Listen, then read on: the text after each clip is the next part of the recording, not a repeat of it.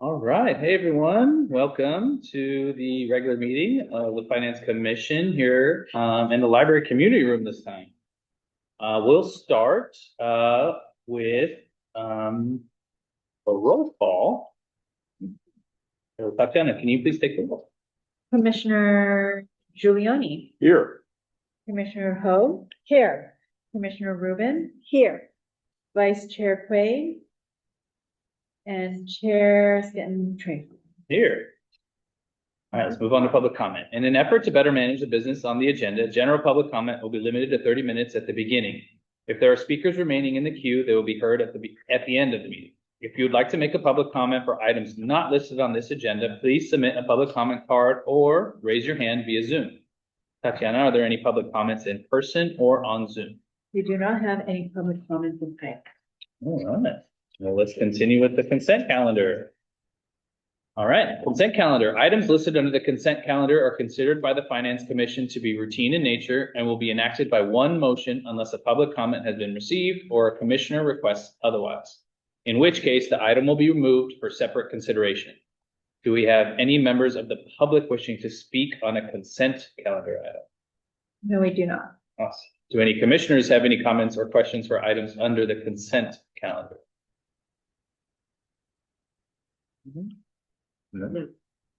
Okay, if there are no comments or questions, would someone like to make a motion? So move.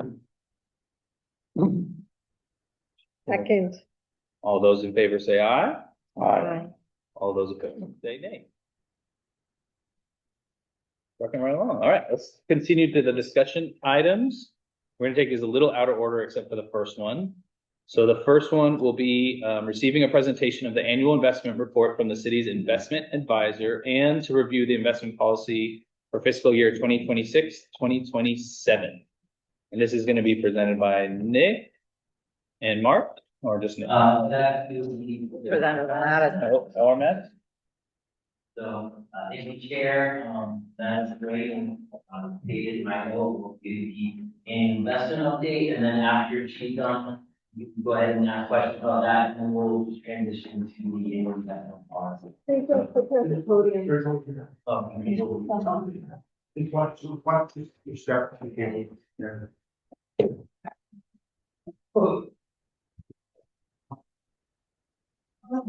Good.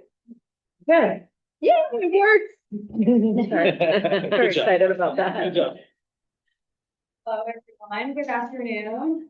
Thank you very much for having me today. It's a pleasure to come to the city with the farmers market and seeing all the lively people out there. It's very fun. So thanks for having me.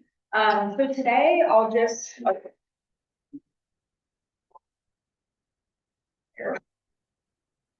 For the people in the back. So today I'll be covering a quick update of our economic review and outlook for Q1, some comments on the financial markets, and then we'll dive into how does that all come together and how we're structuring the portfolio for the city of South Pasadena and our outlook going forward. So it's just- Cynthia, how are you? Don't- Oh, wait, can we? Well, okay, we started the meeting, but you can join us whenever. So each We would love to have you. view of the city's portfolio that Regal manages. We just hit our third quarter of management. We know, we all know who's doing that. Started taking over Thank you. Bye last year. now. As of the end of March, the market value is 7.9 million. The effective duration is about 2.7 years, which I'll talk a little bit more about our thinking on positioning in terms of interest rate sensitivity a little bit later. And then the yield to maturity on the portfolio is very attractive at 4.1%. Just a quick update on Regal as a firm. As of the end of Q1, our assets under management were 169 million, so probably a couple $1 billion up from the last time we presented with you. We're still seeing some great interest within fixed income as a sector, really fixed income overall, just with elevated rates. So the business is doing well. So first I'll cover our outlook in terms of the macroeconomic environment. We'll start on page 8.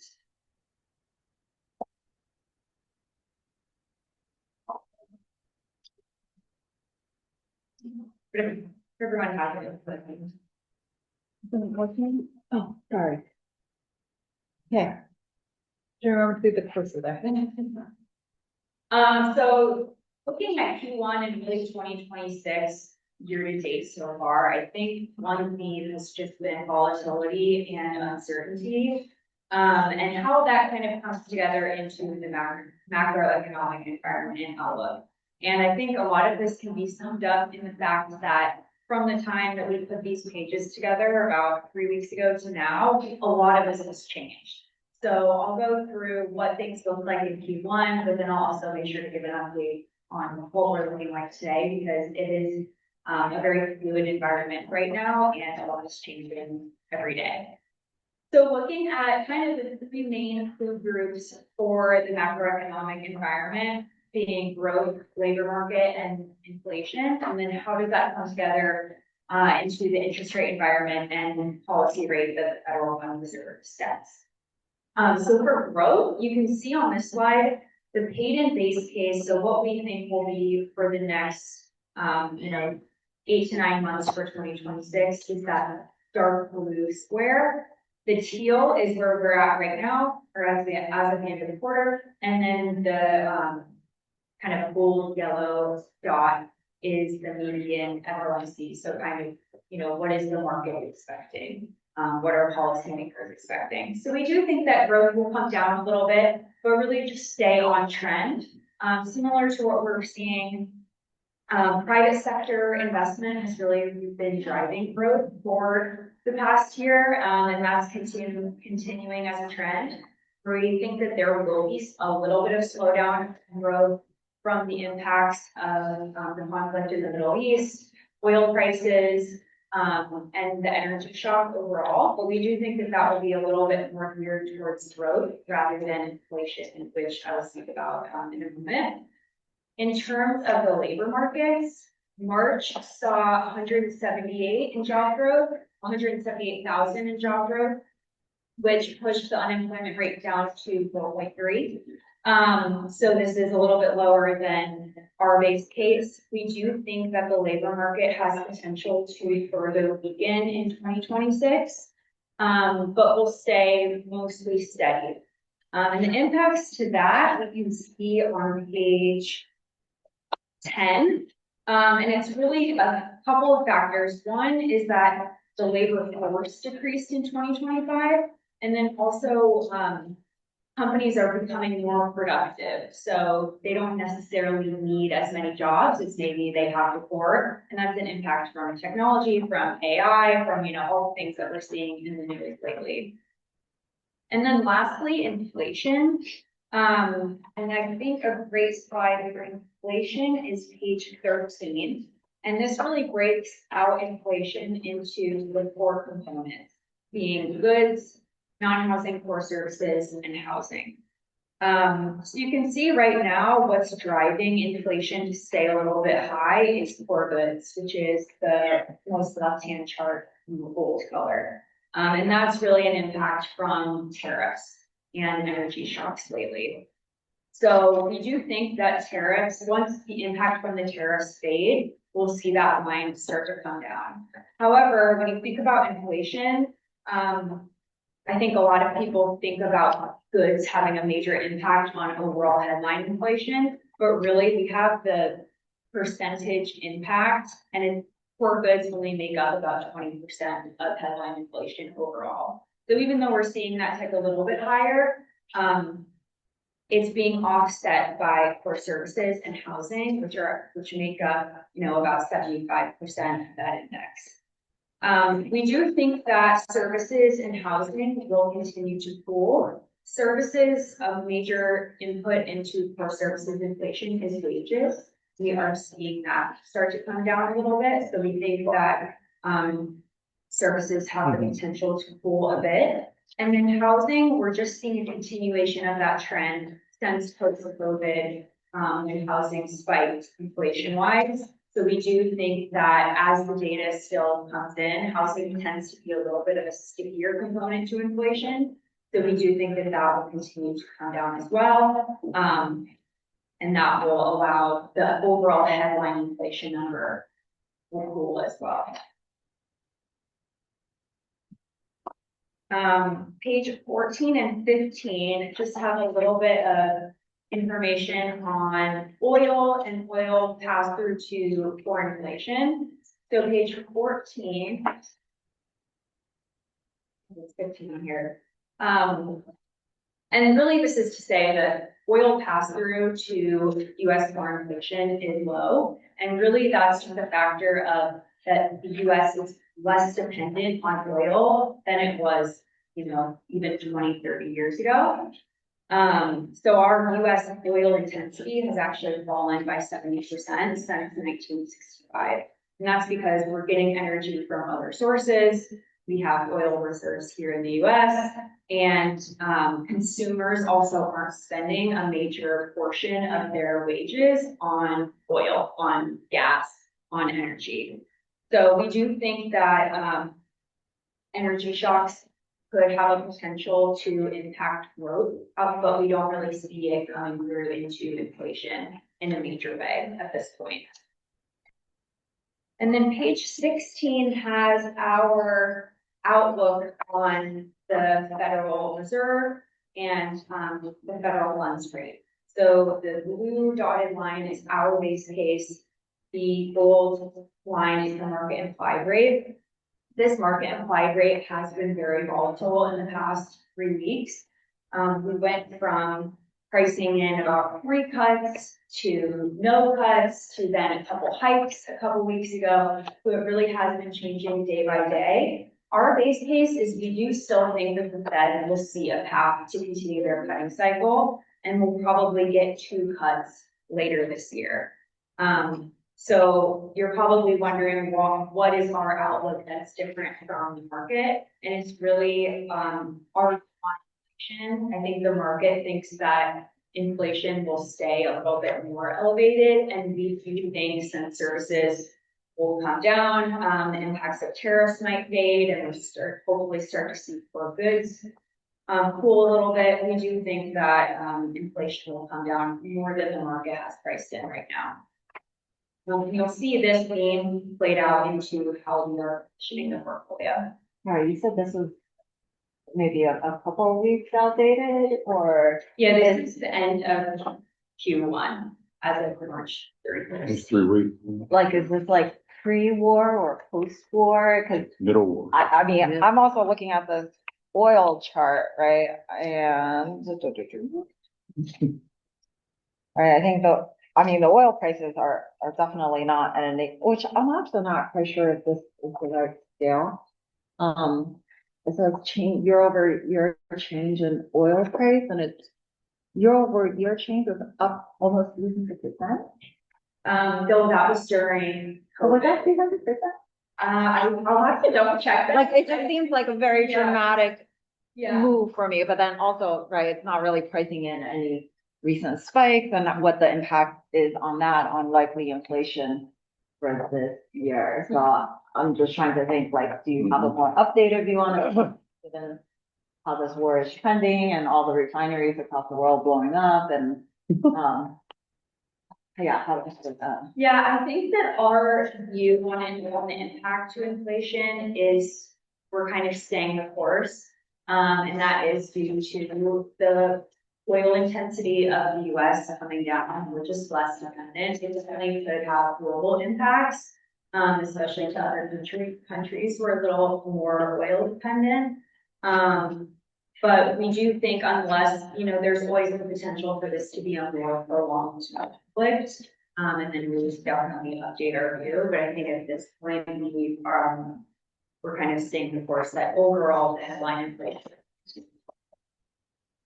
Hey, Madison, the transition with the new Fed chair, is that factored in anywhere here?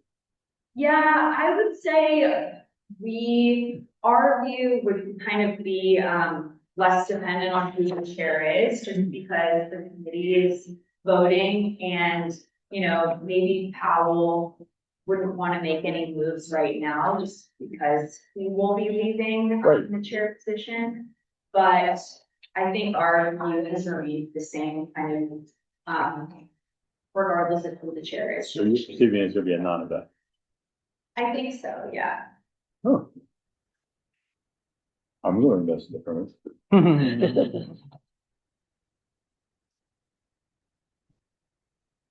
So I'll make, if there's no other questions on our economic view, I'll just make a couple, comments on the markets. Starting on page 19 with the treasury rate environment. So we saw in Q1 rates move higher overall. It's really a parallel shift in the curve, higher across tenors. We have seen that come down a little bit in the last 3 weeks. So the 2 and 3 year parts of the curve actually reached over 4% at their peaks at the end of March. Those have come down. The 2 year today is about 3.84, the 5 year is about 3.95. So hovering, in that range, but they're definitely off their peaks. Credit spreads or risk premiums also widened throughout March. As there were worries about the conflict in the Middle East, there were concerns about AI and the impacts the economy as well during that time. But the risk premiums moved wider and then they quickly came back to pretty much historic lows, which is the environment that we were in for about the past year. So credit markets definitely responded well to the environment. We definitely saw more of the volatility within equity, equity allocations and the equity market. And then looking at the city's portfolio, I think page 23 is a good place to start. And I like this page because we have the maximum allowed allocation to each sector, where we are, and then the maximum maturity as well. So you can kind of see where we're positioned to the max allocation that we could have. So you can see that we have about 25% in corporates or medium-term notes. We have about 19.5% in securitized sector, being asset-backed securities and mortgage-backed securities. We added about 5% in our overall credit positioning in March. As risk premiums or credit spreads moved a little bit wider in response to the headlines and some of the risk sentiment in the market, that actually presented us with some opportunities to buy and add credit at higher yields. Just because credit spreads have been so tight and so low for a while that at the beginning of the year, we really had been waiting for an event and for an opportunity to buy at a little bit of a higher yield so that we're getting paid for any risk that we're taking in the portfolio. We also have seen some opportunities within taxable munis, so we added about 4% there as well. So overall, again, the market value ended the quarter at about 68 million with a yield of 4.1. This is versus the benchmark yield I have in the presentation. That was 3.85% as of the end of Q1. So getting a nice yield advantage over the benchmark. Our duration positioning as of the end of the quarter was about 2.7 years. This is versus the benchmark at about 2.54. So we are longer versus the benchmark. And that really correlates with our outlook on the Fed funds rate and on rates overall, that we can see the path forward for the Fed to continue their cutting cycle and for rates to come down kind of across the curve overall. So we definitely were able to make some purchases in credit in the portfolio in March. I think overall throughout this volatility, the city's portfolio is very high quality, very liquid. So it's pretty insulated from the volatility that we're seeing in the markets. And it's very short term. So this also makes this well. So I think looking forward, we like our longer duration positioning. We'll probably keep it at about maybe 2 years long for the foreseeable future. And I think, we'll continue to stay with the course. We don't have any concerns with any issuers that we hold in the portfolio. These are all very high quality companies, company fundamentals and corporate fundamentals remain strong, earnings have been strong for the past quarter. So we're still very constructive on credit and we'll look for buying opportunities.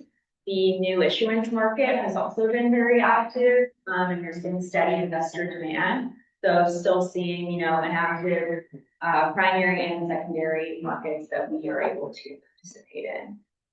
And then lastly, performance is on page 25. So the trailing 6 month, the portfolio returned about 1.4% versus the benchmark at 1.3%. The since inception cumulative is about 2.7%, which is 24 basis points of alpha versus the benchmark. And that would be about 3.6% on an annualized basis.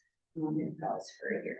So, overall rates we do think will come down, but for a short-term, high-quality portfolio, this is still a very attractive return that you're getting for a portfolio like this in public fixed income. So we do think that yields could come down a little bit, but with that you'll get some price performance in the portfolio. So we should see another good year of returns in 2026. And I'll pause here for any questions or comments.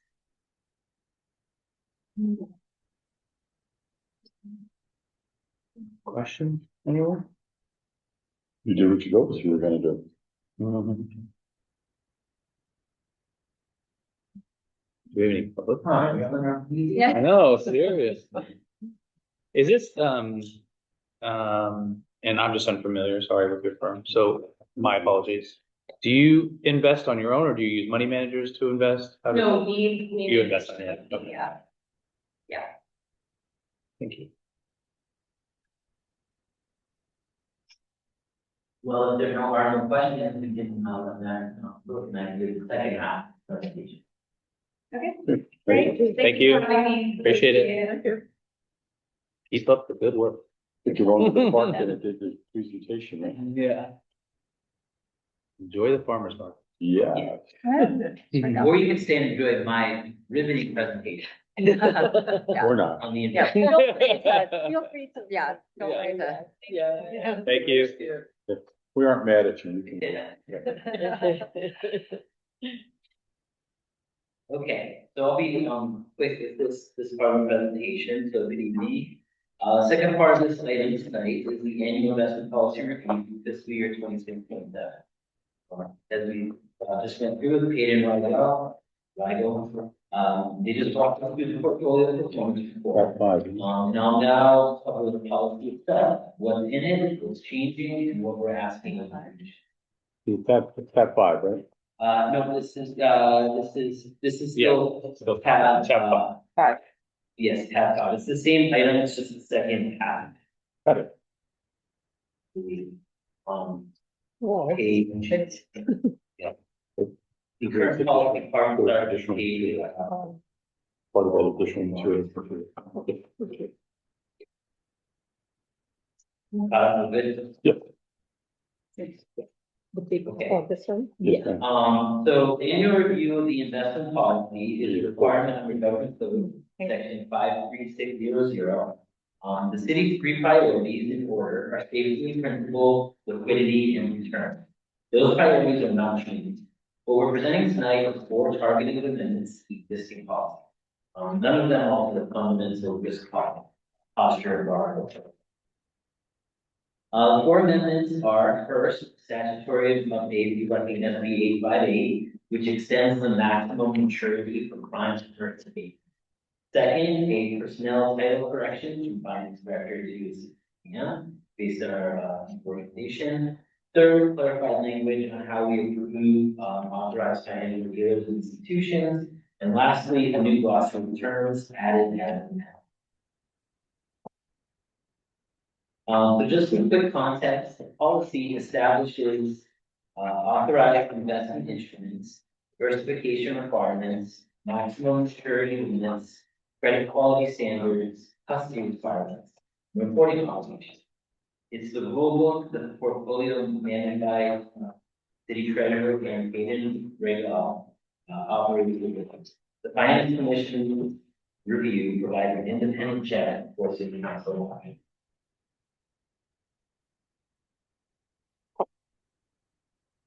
So the simple operating model of investments is this. City treasurer is delegated authority to invest surplus funds by city council. I'm just gonna call it Kate, because I'm just butchering things there. Kate provides professional portfolio management in the investment policy constraints. Zion's Bank holds the securities as independent custodian, and staff reports status of the monthly status of our investments to the treasurer's report. So that separation of roles between, the elected treasurer, the advisor, custodian, and the city staff is a key internal control. The policy framework, again, as I mentioned, hasn't changed. As beneficiaries of taxpayer funds, we're always investments are always in the order of safety first, then liquidity, and then return. The policy caps single security concentration at 5%, so we're not over concentrated in any one security. Single issuer or security type concentration, so, commercial paper can't be more than 30%, or, any other type of corporate stock investment can't be more than 30%. The only exceptions to that are the US Treasuries and the authorized pool, like they do. And then there are limits to maturity to 5 years unless matched to a specific cash flow. So these are kind of the guardrails that shape every trade. The most substantive change is related to taking advantage of SB 858, which amended the government code to extend the maximum maturity for prime quality commercial paper from 270 days up to 397 days. So you now hold it on for 1 year. We're updating the policy to track the new statutory rule. In practice, this gives Payden modestly more flexibility to optimize yield on commercial paper allocation while staying within legally authorized parameters. Again, it does not change the concentration limits in any more investment, the credit quality requirements, or the overall risk. 3 remaining updates that are technical in nature. The personnel title correction replaces finance director within CMFO. Throughout the policy, authorized financial dealers language is expanded to reflect current California Municipal Treasurers Association best practice. Clear standards for reputability, capitalization, experience, and review of real dealer applications, and the new glossary of defined terms, also CMT recommended, improves policy clarity and ensures interpretation by staff, auditors, and commission members. So the amendments have been reviewed against the government code, the CMTA model policy guidance, and the city's operational liquidity needs. City staff, city treasurer, and Payden all find the proposed policy amendments appropriate. And the policy is an administrative framework, so it governs how existing funds are managed. It does not authorize new expenditures. So investor returns will continue to vary with market conditions, and we don't anticipate any change in projected portfolio performance as a result of these. So with that, I'm happy to take questions on any amendments and we'll go any more for stuff. And I just wanted to mention Mark, thanks for being here. I have Mark today. He was the phone coach for his son's baseball camp. He's on daddy. He's on Mark Treasury presentation. I have a question. Can you briefly summarize how the dealer institution language was clarified? Awesome. So the easiest, There's a red line. is the red, yeah, there's the Okay. red line. And so if you look at, Is it this one right here? yeah, and then, Got it. number 7, under authorized financial dealers and institutions. It really just outlines sort of best practices. This is from the CMTA model policy. So if you kind of read through that and read very well, but there's a large red sort of. Yeah, I see it Yeah. now. So Okay. those are the changes. that- This is the document we edited for you right before Christmas, right? This is different, no, that was full financial policies, that was budget, this is just the. Got it. Okay. And this one we look at every year too, it's a requirement to, review, typically there aren't any changes, but it is being reviewed or required to other controls. Okay, thank you. Comments, anyone? Treasurer? No, Yeah. it's pretty, You reviewed this, right? yeah, it's just that language and we also have paid them look at it to make sure they actually comply with that. Good idea. Is that, and you mentioned it's based off a model policy of some Yeah. Yeah, organization. it's CMPA, which is the. It's CMCA, the California California Treasurer, yeah. Oh, okay, so it's just more in line with Yeah, Yeah. with suggestive best practice. glossary and everything. Yeah. Questions? Any public comments? No public comment. So, if there aren't any other comments, then we'll assume that is, finance commission support when we bring it to city council for adoption of, the proposed. Perfect. All right. We need to vote. Do we need a vote with an action item? No. And not unless there's a dissenting, if I see, mostly direction, so. Okay, please proceed. All right, we're gonna move into, we're gonna skip number 6, we'll go to number 7. We're gonna go discussion of pooled cash and interest income allocations. Thank you. We're going a little out of order. Wait a minute. because This sort of Right. dovetails all well. But then after this one, I'd ask the chair and then do the CIP after this item, so that Michael can catch some rerun from Seinfeld. Okay, so good evening. Tonight we have an informational item, pool cash management, interest income allocation. This continues the commission's financial literacy board, explaining how cash actually moves through the city, where it is, how it's invested, and how earnings are shared that across funds. We will quickly walk through the mechanics of the pool cash system and the interest allocation methodology. Again, this item really does help nicely with the annual investment report and investment policy that we just. So I won't spend too much time on investment return and policy compliance. We just spent the last day really discussing that in more detail. The key takeaways on this slide, as we move through the pool cash discussion, is that as of the end of February, we had about $110 million in total pool cash investment. That's the total amount of cash in the city bank accounts. So that money sits in 4 places. BMO is our operating account. This is liquid cash to meet payroll and account payable, and where all of our revenues are from. That's approximately $15.5 million. BMY balance holds a very small bond reserve of less than 200,000. That piece really just kind of sits there, but that's required a separate account because that's part of the prior debt service. The actively managed portfolio, which is run by Payton, and those securities are all held by the third party custody of Zion Bank.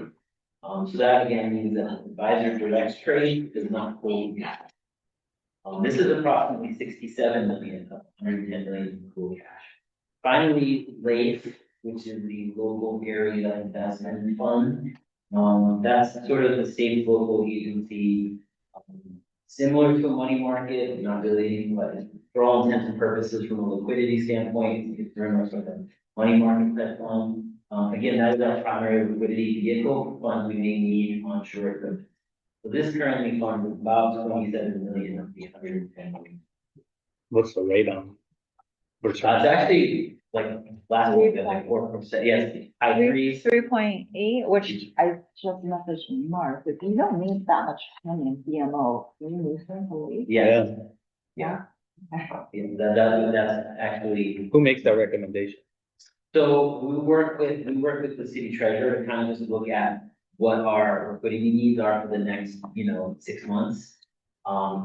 typically, so we, right about this time of year, we actually try to hold a little more cash because in July, we know we're gonna have a big CalPERS payment. That's usually when our, I know, but, I mean, late is overnight liquidity, guys. yeah, it is. So- So we can move a lot, Yeah, we can like- move a lot of the, Yeah. and for example, we'll know exactly how much for insurance payment. Our insurance payments are gonna due in July, that's gonna be a big number, and the CalPERS, but we have an invoice 30 to 45 days before it's due, so there's plenty of time. We can, like, leave 5 and BMO and Yeah. everything else. so far. Yes, so that will be part of the document of this meeting. There you go. There you go. Yeah, I actually sent the email just, before this meeting, I was looking at it, I was like, what the? So why hold cash? So as we reviewed as we reviewed during the last commission meeting, the city operates more than 35 legally distinct funds, the general fund and enterprise fund. So we learned about that in a lot more detail. Actually holding a separate bank account and investment portfolio for every one of those funds would be administrative cost, would actually lower returns because there'd be smaller balance on each of those bank accounts, and attract low yields. So to maximize that those returns, government code section 536 authorize fully to allow cities to commingle all the cash from investments, while the general ledger maintains each fund proportional ownership. So even though we have one bank account, our GL maintains how much each fund's balance or proportional share is of that total bank account. So some of the benefits of pooling our cash into one or two accounts, there's four primary benefits. One is efficiency. One primary bank account really simplifies reconciliation and oversight. Higher return, again, the larger aggregate balance gives access to investment instruments, yields that a small standalone one really couldn't achieve. Liquidity, again, a temporary surplus in one fund offsets a temporary shortfall in another, reducing the need for short-term borrowing while legal ownership stays intact. So, for example, I think last couple of years we've been really looking at fund balances. When you see a negative fund balance in, the self-insurance fund, as an example, if that was your all legally separate bank account, you'd have to have some sort of lending instrument between each, because it is one full cash. It's negative on paper, but we're not negative in the bank account. That's another benefit we have. And then centralized oversight, really, so the treasurer and finance staff see the entire cash position in one place rather than having to look at every 15 or 20 for environment bank. So operationally, how this system works is pretty simple. Every dollar coming in, active utility payments, fees, grant, they all flow into the BMO operating account. Every dollar going out, payroll, vendor payments, capital project payments, they all flow from that same BMO account. Through the accounting system, which we use Springbrook, staff codes each transaction to the correct fund.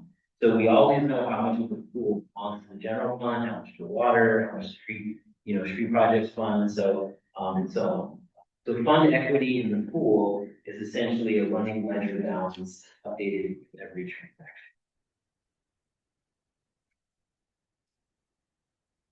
So the investment skip that. I didn't like that slide. So. So interest allocation methodology. So this is where single pool turns back into a fund specific.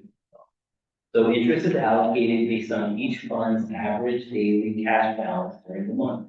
So, for example, a fund that held on average 10% of the pool during the month receives 10% of that month's interest or investment allocation. So the allocation is posted monthly as part of the month end close and usually close. And the methodology follows GASB statement number 31. Importantly, it's not just interest earnings, it's also unrealized gains and losses. That's again the difference between kind of market value and cost. That's also allocated on pro share for each fund's position through current value. I think we do the mark to market or on quarterly. I don't think we do that monthly, but We definitely do that in your virtual drawing. And then so there's 4 layers of control. As we all see every month, the treasurer files a monthly report that includes bank balances and investment policy compliance. The external auditors independently review pool cash, fund equity, and interest allocation as part of the annual audit. All investments must comply with council adopted investment policy, which we just reviewed. And that sets the authorization, unit, concentration limit, maturity, credit quality, and all that good stuff. And then the securities again are held by Zion and Bank as a third party custodian, separate from the investment advisor and for government. So that's just all to make you feel good that we have a decent internal control structure. So with that, I'm happy to take questions. They can for pool composition, allocation methodology. I may not have answers, but I will take it. Nick, I'm assuming this is best practice for all municipalities, right?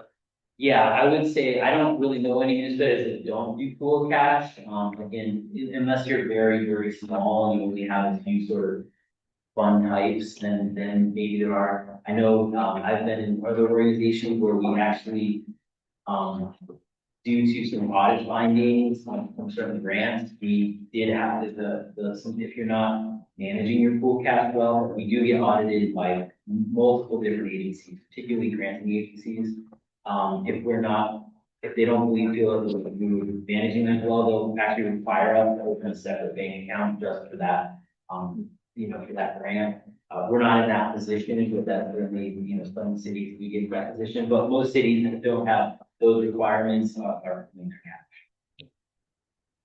cash. So I'm just curious, the interest and gain loss allocation that's done manually and this is a daily, based on average daily balance, or is it based on like day plus one of those or? So so Mark basically takes the bank statements, and so he's using the bank statements to do the average daily cash balance calculation, and it's in the spreadsheet. So the auditors at the end of the year will kind of pull 2 or 3 sample interest allocation worksheets just to make sure everything kind of, the calculation on how we're doing average daily balance is kind of yeah, 31. So yeah, it is done. We have a spreadsheet. He's got a spreadsheet that's kind of I'll give him a number, but it's from the bank statement. We're now up to date with all of our reconciliations. We're within, I mean, typically, as long as you're getting reconciliations done within about 45 days of sort of when you get the bank statement, and I'm pretty sure we're right about there. We're usually in the 30 to 45 days. So, Now we can exhale, Janet. so any part of the calculation based on the fund balances too? So you got your average daily balance of the bank, right? But you also have your fund ending balance. I think that they're taking what the bank gave us as interest and allocating it to the average fund balance for that month. Okay. Yeah, and So like the general fund had an average fund balance of 20, so they would get 20% of less than 100, right? Yeah. And then the water, kind of like average, like what is the total average balance for the month, and then what percent of that?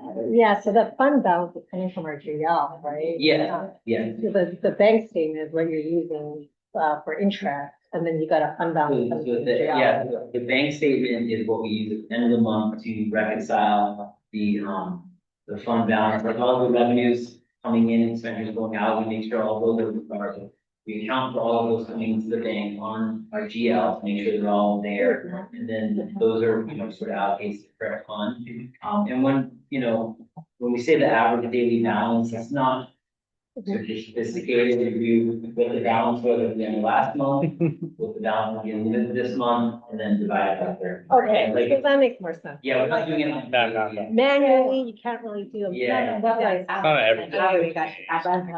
Yeah. It's some of the more complex things. Well, because they said average daily. Yeah, So yeah. it's really just a beginning and ending average. Yeah, Okay, right. gotcha. Is this the appropriate time to ask for investing in different bucket? Sure, I mean, I think. Then, is that something you wanna? I think feedback for Zen is, like, working with Mark, working with Mark, all the time, so at this point, it's really just, I think we wanted from a staff perspective, and I'm sure from the city treasurer's perspective, she wanted to make sure we had a good handle of what our sort of liquidity needs were. And I think we're now at a point that which requires getting caught up on bank statements, having sort of regular reports, having some confidence in sort of the reports that we're getting, and sort of the cadence of our cash inflows and outflows. I think we have a much better grasp on that now. So, I think, from a finance staff standpoint, we're a lot more comfortable saying, okay, we can move more over late, especially now late. Typically late, which is a not very strong interest rate, usually it's, Yeah. 1%, 2%. It's never, like, it's high right now, so it's a lot higher than the bank, being more like bank account, so it makes sense to just, and those, to Zen's point, very liquid, so I mean, if I say we need $5 million, we need $5 million, like, get it back to us within a day. And if it's in this other late fund, does it still comply with our reserve policy and everything? Yeah. Because it's so liquid, I mean, doesn't it? Yes, exactly. Okay, so they don't It's consider that. considered, it's basically considered. Okay. Any other questions? Steve? So question is, would the finance commission like to, change our investment policy to Bitcoin or cryptocurrency? Yeah. Super risky stuff. Yeah. That's great. That's definitely Make some money. Yeah. Okay, Any public comments on this? No public comment. Thank you. thank you, and I think, Yeah, I'll move on to, we're gonna go to number 8, actually. And Michael's gonna give us a presentation on the CIP and where we're at.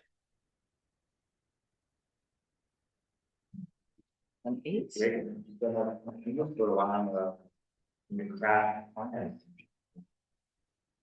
In the agenda packet, we do have a full list of all of our CIP projects. That's about a 70 slide presentation. So rather than doing that, I've made it more, that's just a high level of our notable projects. Either completed this fiscal year or in progress currently, we'll see something in the next coming month. So in fiscal year 25-26, we completed several projects. So the first one here is the fire department front bay, which I think you may have seen as the back doors right around City Hall. The fire department diesel exhaust system replacement project, they had an old, outdated, non-functioning diesel exhaust system that was replaced with a state-of-the-art system. The senior center flooring project replaced the old vinyl floors in the senior center. Library security improvement project installed iron gates right outside of the doors to my left and on the west side of the library. And then the library and community services comprehensive site plan was presented to the city council in November, essentially summarizing what are our options for the library and the site. Some of the other projects we completed are the Cordelia and Berkshire Aqua Parks. Those are, we had grand opening mid-December, and they're open to the public right now. We completed some emergency driving range and netting workplace repairs on the south side of our driving range. In the summer of 2025, we fiscal year 22-24 sidewalk placement and ADA ramp project constructed programs, primarily behind the school on Meridian, along Meridian, and then also the citywide one being led in this corner. The last one on here is the fiscal year 24-25 residential slurry seal project, which slurry seal about 5 miles of streets in the city.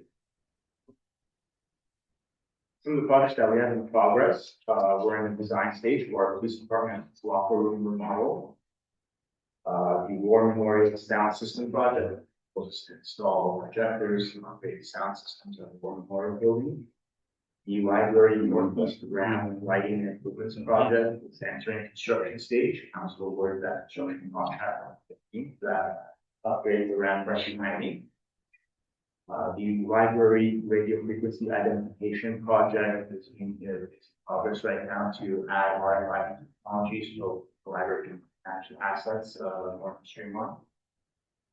The golf course 13th hole netting replacement project was also awarded for construction on April 15th. That repairs the poles and netting that was damaged in the January snowstorm last in 2025.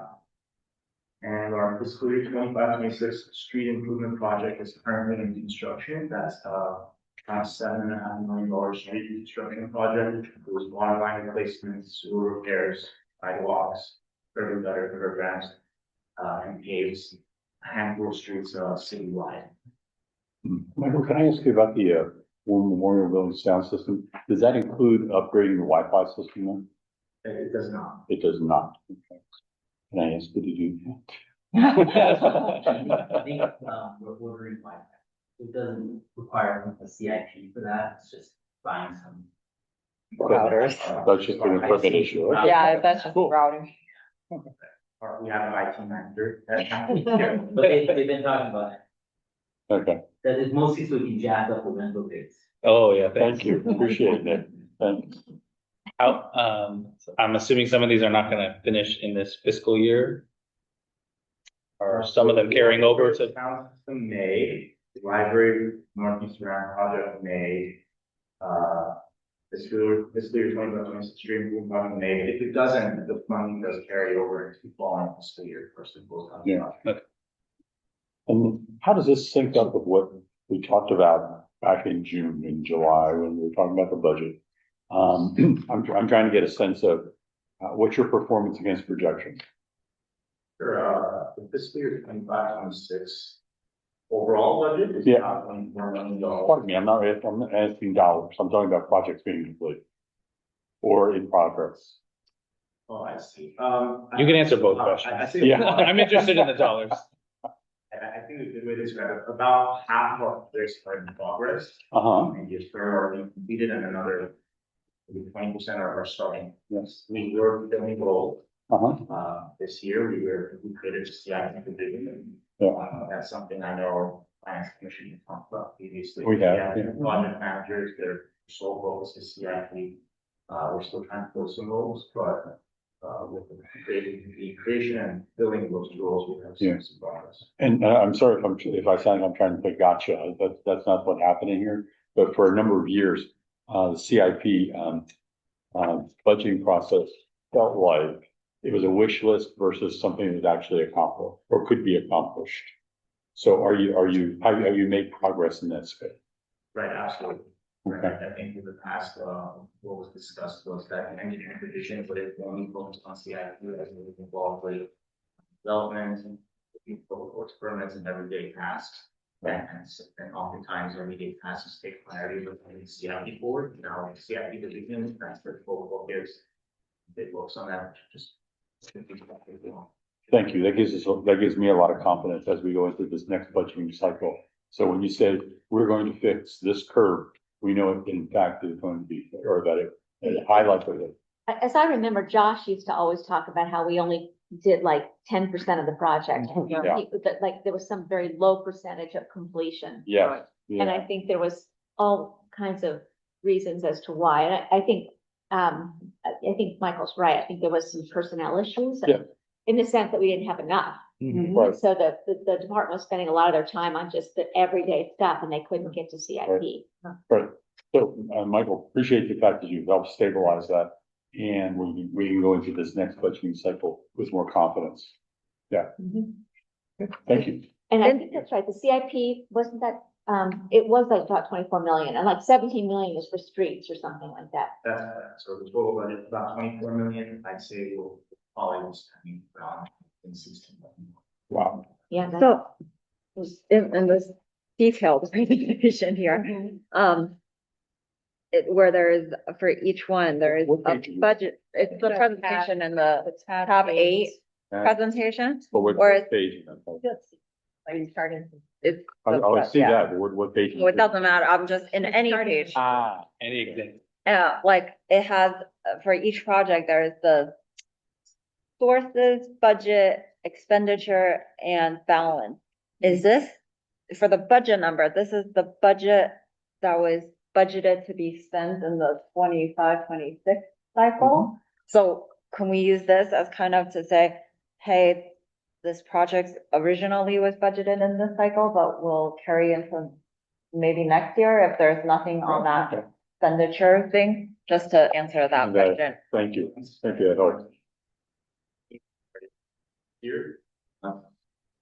Alright. If I may, so when we present these CIPs, but like this year, first we can see a couple changes, for each sort of revenue, the budget will be tied to what we approve in projects, will be tied to how much money is actually available. So we will and team work hard doing for every special revenue source that we introduce, CIPs, doing a 5-year projection to the revenue, expenditures, and the fund balance, starting fund balance, revenue, expenditures, and income balance. So we make sure that none of those are negative in income balance, so it's sort of, I would say it's sort of tightening the amount of money that was available compared to the match requested numbers and how much is actually available. So that's one change you'll see. You'll also see we're gonna try to have more sort of, we'll have one column for each project, and each funding column that has the budget carryover, so what we expect to carry over next year, and then new budget, so you see carryover amounts, and some new budget, new money added, 7, and total. So, that's how we kind of display. Nick, that is phenomenal. Thank you for that clarification. And Michael, one more follow-up question. Is there someone keeping an eye on the life expectancy of this building? Okay, in 25 years, this building's gonna need this, huh? Useful life. Thank you very much. Yes. So is there someone keeping an eyeball on that so that we have very few surprises? That's something that asset management software, Yeah. we see that coming up with our asset management as well, goal being to, add like all sorts of aspects in the city, like buildings, traffic signals. Yep, yeah, Fire hydrants, Yeah. name them. And then- Establish a lifestyle costing. absolutely. So that traffic light had a useful life of 10 years. In year 9, we're gonna be looking at whether or not it needs to be repaired, replaced, that kind of thing. Fantastic. And where we were,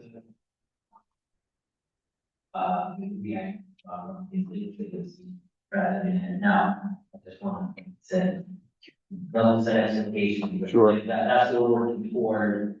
Probably, we're not there yet, we're still Yeah. getting a lot of processes, in place. But we're starting that foundation with the software, as far as like then kind of budgeting from a, from a expense standpoint, that would probably be a couple budget cycles from now. Before we start having the ones that kind of got piece of it, or what we're starting at. Nick, just from a, because I don't know the answer to the question, again, not playing I got you. This is stuff we've gone through the last few years, pre you guys. Okay. Just ballpark. If we created an Excel spreadsheet today of every one of those assets that you're gonna put in the software, how many line items would there be? 10,000. I said 10,000, when I was thinking about it. So that could be a long time before that is fully loaded into software, yeah? Got it. Okay, fair enough. We should be running full, the city hall, street lights. Stop signs, everything, yeah, gee. At what point do we just say, we don't need to keep track of that? There's also, we wouldn't do a stop sign. We would start capitalizing, $5,000. So we would probably do, we didn't have to keep it in $5,000. Or more, okay. Yeah, so maybe match $5 stop sign down for it, but if, I hope not. Although the blinking ones, they're pretty fancy, guys, really. Yeah. Okay, so thank you, Michael. That is really helpful because we had no idea when we were talking about this last year and the year before, we had no idea those things were happening.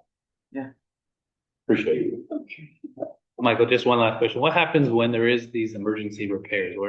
Where do you find the money? Well, it would either be an appropriation of the fund source or for that, or for the emergency repair of the netting or It was whatever. on the previous slide, sorry. The netting, the previous, yeah. There is a project that CIP for just the replacement of the entire driving, course netting. But right now, we're in discussions with a partnership. And so we're able to transfer that project, just a piece of it. Yeah. To be able to run that and all of this.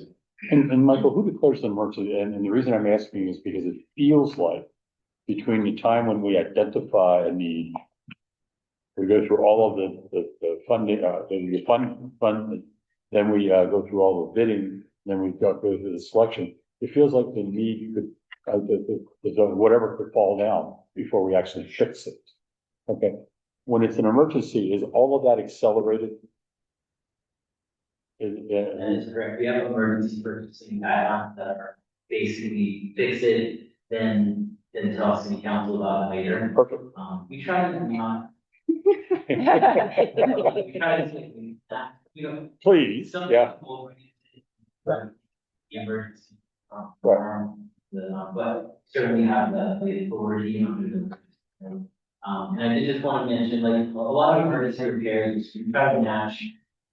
We try not to get too far out of it, but the netting is a good example of the netting. So we actually have a insurance recovery. So, Mhm. we don't want to go out and necessarily spend money right away, unless an immediate sort of threat. It's a health and safety issue. Yeah, got it. But like, we got money back on that, so that covered, the 80% of the cost of this fix.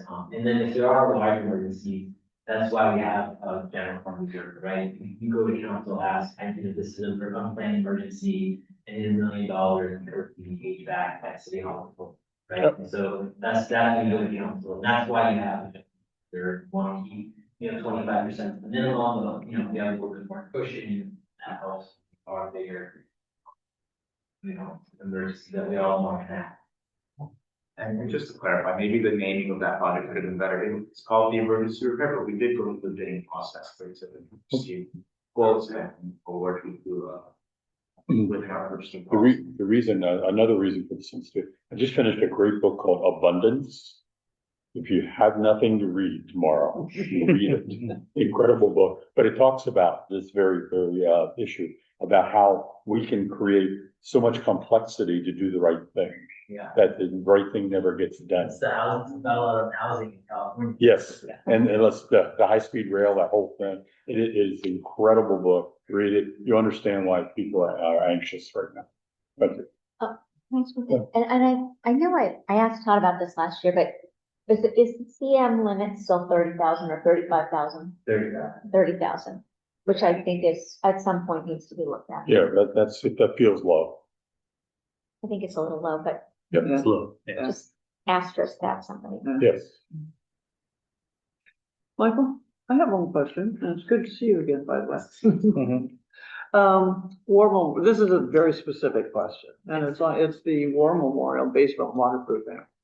It says that project is on hold, and do you know why?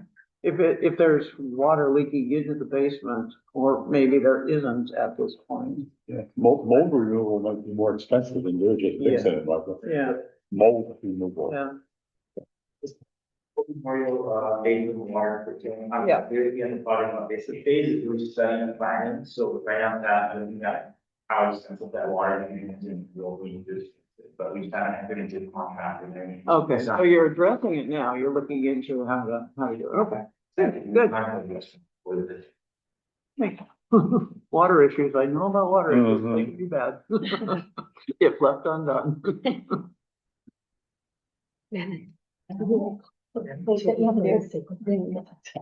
The other projects, Indiana, construction project, that's another paving project, water lines project, like Indiana, between Monterey Road and Toledo Way, includes some of the side streets. Case. Part of It's the, the potential bond, this, right, to the extent that. In Right. Indiana, yeah, Oh, yeah. I think that was the first year. Mm-hmm. that's in design right now. The other street project that we have in design is what we call the orange zone reconstruction. The orange zone is sort of the streets in the southeast corner of the city. we had split the city into these maintenance zones previously, now being converted to the proposed project for now. Then we have the Civic Center Mound Solar Panel Installation Project. This project is so we install a solar canopy in the public parking lot on the southeast corner of Open Mound. In order to have a backup system that by how the city hall movement. Michael, will you tell me, when you're using the word design, what does that mean? Design. Just in the short term, because I'm sitting here as a uninformed, member of the city, or pardon me, a resident. And I'm design in Kentucky, where I'm from, design means fixing to get ready. Actually, I think maybe, Michael, the better question is, what are the different phases it is to get to completion? Yeah. Design, Yeah, construction, and then- what are all those phases? Right. typically most projects start with a study or a plan. That's just staff looking into a certain project, or maybe you have a consultant that's helping staff assess the project with a facility assessment. Then a lot of good design tools will hide in an engineering firm and they start preparing construction documents that advertise contractors can. So we then the construction phase, we'll award the construction documents. So design would have to be done before you could go out for bid. Yes? Got it, fair. Okay. Okay, got it. And then completion is champagne. Got it. We got it. Hey, I'm there. Then we Learn have about our the South Fremont, we have our Fremont Huntington, corridor project. This is the, we have $6 million grant from WM. We're using measure RMP funds. This is the Big Street project, bicycle lanes, a program upgrades, traffic signal upgrades. Crossing devices, striking. Big Street corridor project, the entire corridor from our alleys. And that's a big one. That is That's a like huge- proposing about $40 million. That's a big need, the gym. Huge. Then we have our north-south corridor, traffic signal deployment project. Where we're getting close to, we're finalizing the design stage, and close to advertising that project proposing to replace all traffic signals from Fairfield Avenue. Columbia Street to Rankin Drive.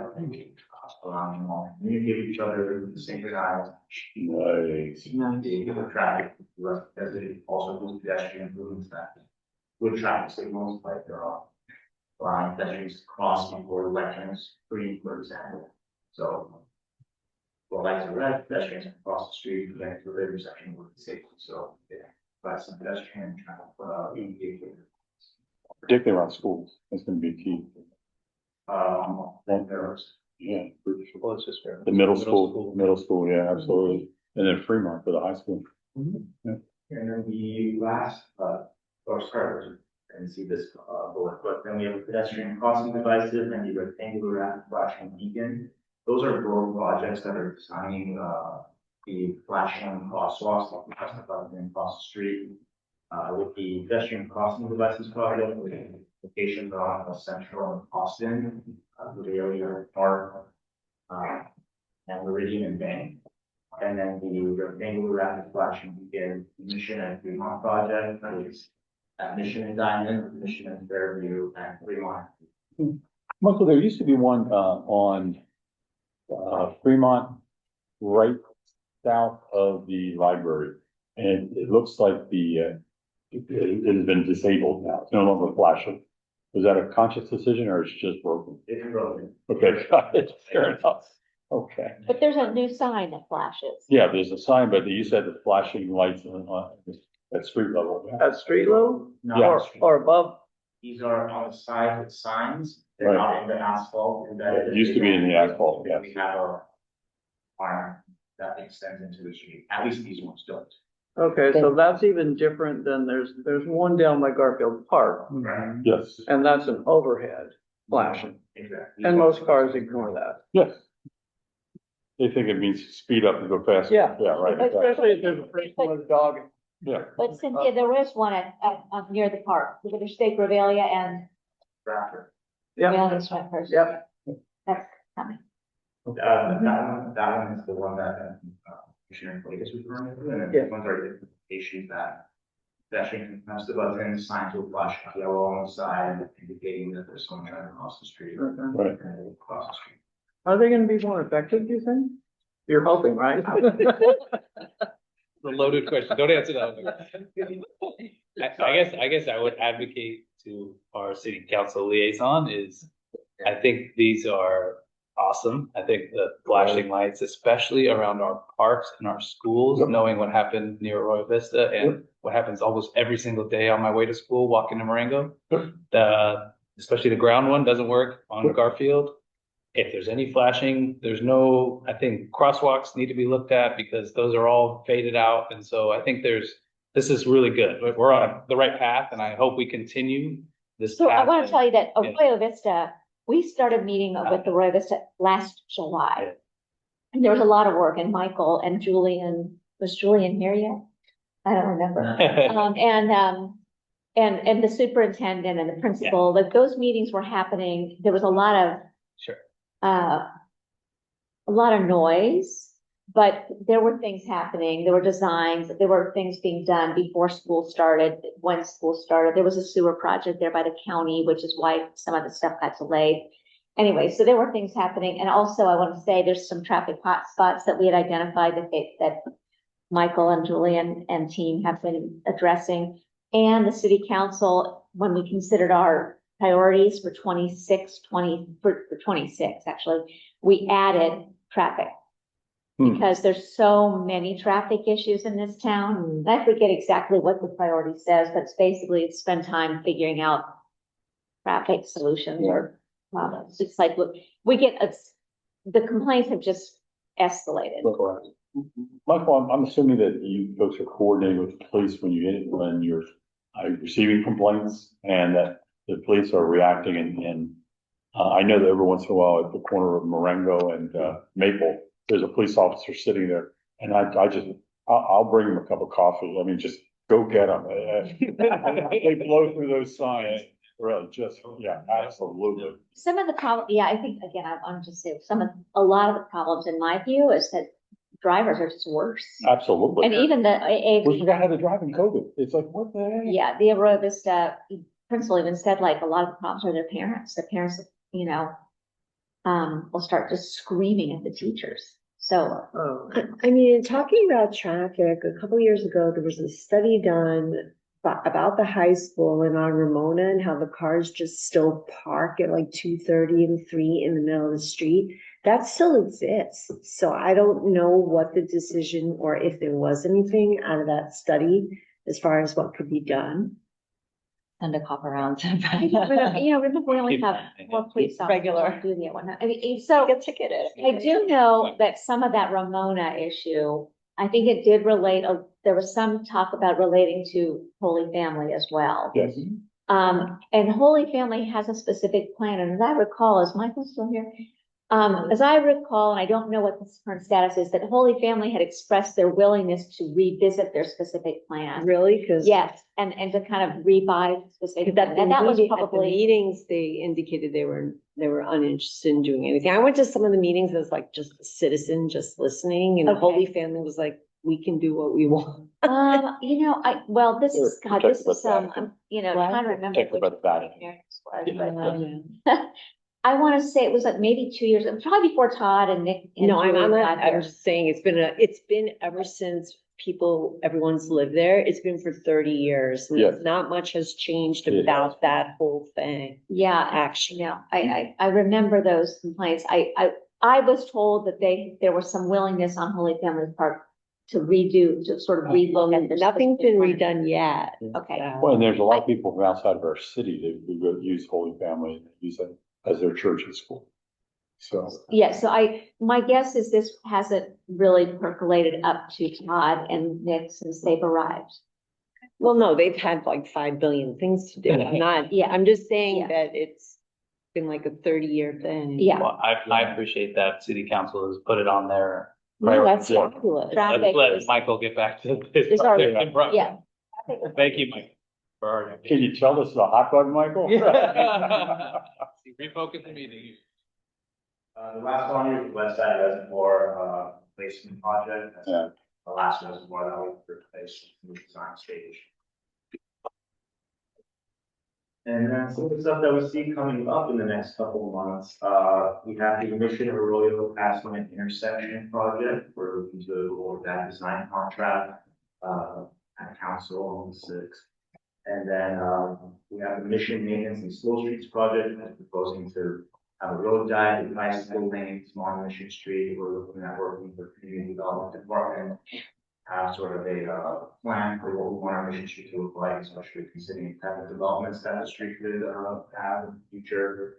Our next fiscal year 24 through 27 sidewalk replacement and ADA ramps project. This project is funded by CDBG funds, so we're just combining 3 fiscal years into one.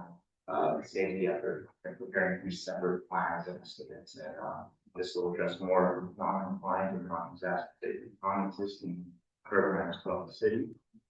Our next summer's work, this coming summer, residential slurry seal project, will slurry seal a few miles of road throughout the city, and then we recently received a grant for the Queens Radio Tower project with more than $1 million that will replace the radio tower. This is at a very high level. If you have any questions, I'm happy to answer. Any more questions? We have 68 miles of road. Think it's night and day from where we were, so I think this is great progress. Yeah. Thank you. Great job. Thank you, Mother. Very good report, thank you. Yeah. Carry our appreciation back to the team, please. The office wasn't here. Any public comment? To hear it. Yeah, No public. good one. Kevin? All right. Oh, all right, let's circle back. And Nick's gonna present on the user fees and charges policy. All right, I'd like to move the next. Seeing that. Bring us home, bring us in. So good evening, here, Commissioner. Yeah. Both user fee, service charge, cost recovery policy. So I'll walk through the framework about 10 minutes or so, then open up the question. The most important thing to flag up front, this policy change that we tonight. Really just we're asking to help establish the principles, definition, analytical factors that will govern how we view the development going forward with the annual mapping phase process. Scheduled to be adopted by the council on this.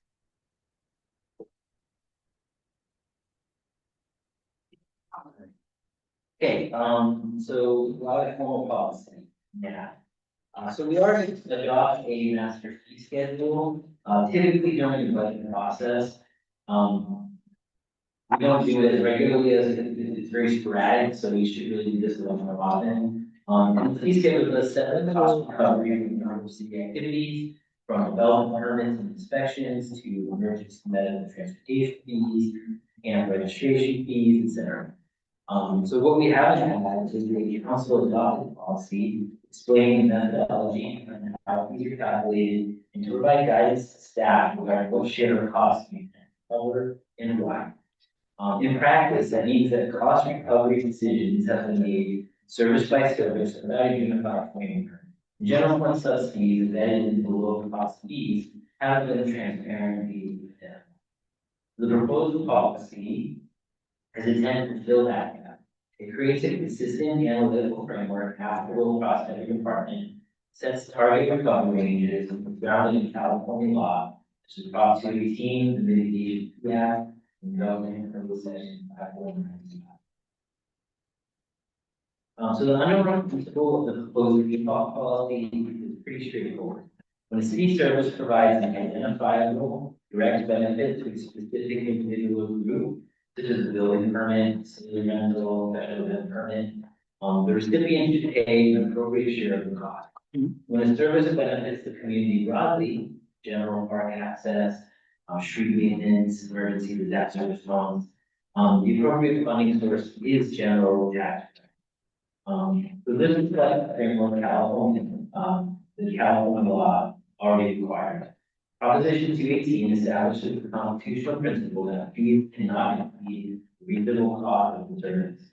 The Mitigation Fee Act governs development with required access the burden that the development is placing on the local government.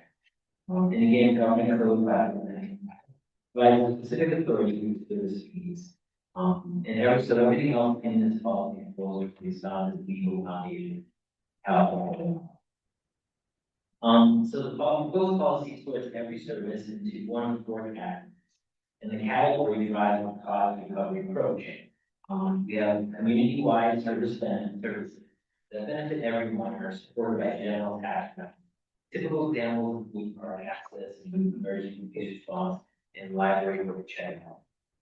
Special benefit services provide direct benefits to the applicant or user. Typical examples include building permits, special event permits, facility rentals. In these instances, higher recoverability is more appropriate. And then there are social services, and these are programs where equitable access is involved in care. So policy deliberately supports subsidy and equal benefit investment. An example may include, senior program and benefits, individual on fixed income. And lastly, enterprise services such as water, sewer, and golf work. As we know, funds must be fully subsidized, with rates covering all direct and indirect costs, including debt. So, codifying this in the policy, these four categories, gives us a consistent vocabulary and a consistent test frame. So now these are five factors. Again, these are all in the policy and they're defined and laid out in the proposed policy. So these five factors, and the test staff will apply to any specific. The factor one is the fundamental question, again, community-wide versus special benefit. Factor two recognizes that in development review, community benefits, but the applicant on the cost structure. So even though there may be public benefit to that, to some particular development, there's still the applicant that's getting, that's driving that cost. So that will be more towards special benefit. Factor three is about demand and access. Full recovery is going to be genuine demand and suppress access to lower income. These are sort of fees or activities. Factor four is packaging. If collection costs more than we recover, then it's not worth it to charge people. Factor five is equity, where service promotes public health, safety, or welfare, subsidy can be appropriate. And then the discipline, and then really another piece to this policy is that when there is a subsidy that's being recommended or requesting council, we do identify it and quantify it. So I think that's something that we haven't necessarily done in the past. So it becomes a visible public benefit investment, not sort of a hidden subsidy. And so you'll see some of that in your fee waiver policy as we go forward. And a lot of these groups that work with the city now are getting the city benefit, but there's not necessarily something that has been gone before city council. So we're just trying to be a lot more transparent, bring these full things forward to council so they ask for fee waiver, and it just shows how you would otherwise have costs have received that go into the general fund to pay for services, right? So this policy is a lot about transparency from that standpoint. So the policy translates the five factors that we talked about in three recovery again. So we have four categories, 5 tests, three recovery units. We did that later. These band one sort of low recovery, 0 to 25%. So this is when we kind of stay in the 25% below when we're achieving the access, like impractical or the service is universal, right? Those community-wide efforts. High recovery, again, 75 to 100%. These are typically for regulatory and applicant-driven services where the cost drivers include identifiables, the permit capture, the event order, the film production, things like that. Full recovery, 100% is required for enterprise. There are also many fees that kind of fall somewhere in between low recovery and high, right? These are often fees that have some characteristics of both, such as the recreational sports programs and whatnot, right? They're kind of a community benefit, but they also have a specific, the specific person that's driving that cost. So those tend to be in sort of 50%, where you want to make it affordable, accessible for leisure block parking. For folks to be able to put those on, with the community, and we're not starting with $50,000 a year, for traffic control. So it's at least kind of building, so we're using kind of general funds to do that, help with that, and we do, subsidize. And I think it's important to note, we don't also targets, they're not rigid caps. The staff can recommend different level of warranted, again, subject to city council approval, and every procedure means subject to the legal cap, which is that we cannot exceed the, our recovery can't exceed the reasonable cost of the service. So exhibit one to the policy is where the framework really becomes concrete. So in that policy, we have a target recovery range for every major department service type. So a few examples include building permits at 90 to 100%. Again, these are applicant driven, direct private benefit. Code enforcement at 25 to 50%. So higher fees, that's a great question. So part of it is because, code enforcement is about, compliance as opposed to punishment. So if it's a very high fee, sometimes that will deter, reporting to the underlying compliance. So, that's Like, for why. example, what would that be, other than parking tickets? So code compliance are more private property, so if you're not, so not kind of, they're not keeping landscape requirements, they're monitoring, right, so, But who's self-reporting that? well. Sorry, Yeah. made this for self-reporting, Yeah. yeah. So, I think the code that's the self-reported part is really sort of building issues. So for example, if someone,